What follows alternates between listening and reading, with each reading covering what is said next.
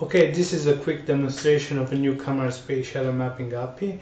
Now, this is the first complete shadow mapping solution, which means that every light type is supported: point light, spotlight, directional light, and doesn't matter if it's big or small, solution always works. And everything is done in one rendering pass and in one shadow map, which means it's very fast and it has very low memory requirements. Highest quality is always achieved because every pixel is utilized in shadow map for shadow within visible space, which means it simply is impossible to achieve higher quality than that. The only way to achieve it is to increase shadow map resolution. But most important thing about this project was trivial implementation. Basically, we squeezed everything into one function. And what you do in your code, you call that one function, give it information about the light and camera, and all you have to do is set rendering parameters that it returns. Okay, let's load some models so I can demonstrate all this. First model I'm gonna load is a Luxor model, Luxor temple model. Download from Google 3D Warehouse. You can find nice models there. Basically, what we have here is one big directional light. It's always big. And you can see that it works nicely for general case, for doing Frustum case. Basically, it works every time. One thing I can do is I could change light direction. Still nice shadows every time. Other thing I could change is light type. Let's switch spotlight. Here we have one big spotlight, and again you have nice shadow quality for general case and for doing Frustum case every time. Now, most difficult case is omnidirectional light or point light, if you like. It's difficult because it is very hard to create good shadow for near geometry and far geometry. Basically, it's difficult to squeeze that into one shadow map in a single rendering pass, but as you can see, we pull it off rather nicely. I can decrease the light position, and now the shadow becomes longer or even longer, but bottom line is solution works every time and you always get high quality shadows.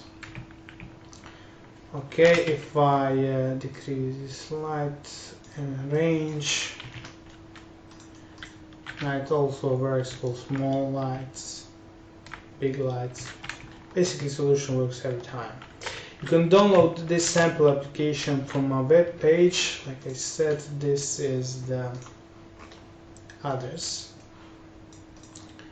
and you can find the API there, sample application, and source and binary, of course, and you can find more models like this on that page. Okay, let's load some other model, Citadel model.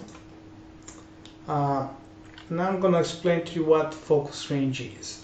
Focus range is one controlling variable that controls shadow map quality. Basically, it's the distance for which half a shadow map will be reserved. And if it's too small, then you're gonna get nice near shadow quality, but very bad far shadow quality, and vice versa. As an example, for this model, 15 meters of focus range isn't good enough because you can see far shadow is very flickery over there. So one thing I can do to change this is just by increasing the focus range. Okay, we set focus range 50 meters, and now far shadow quality is great. Okay, you can see the scene without shadow, with shadow, and you always get nice quality shadows. Now solution is designed especially to give good quality shadows for both near and far shadows, so 50 meters of focus range will work nicely every time. I especially like to do testing with this model because it's huge and it's a really nice stress test for the algorithm. Let me demonstrate focus range. Currently we have focus range set for 50 meters. That means that this near shadow quality isn't so great. You can fix that by setting some small value like 5 meters, and now we have excellent near shadow quality. Of course, far shadow quality is terrible. You can see all that flickering. It doesn't work very nicely. Okay, let's fix it.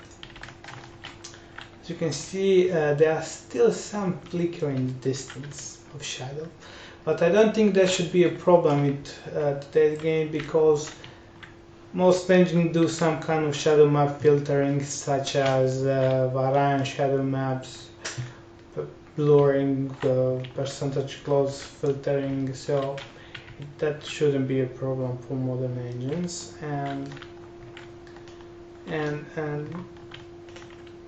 But still, even if you don't fix that, it doesn't look that bad.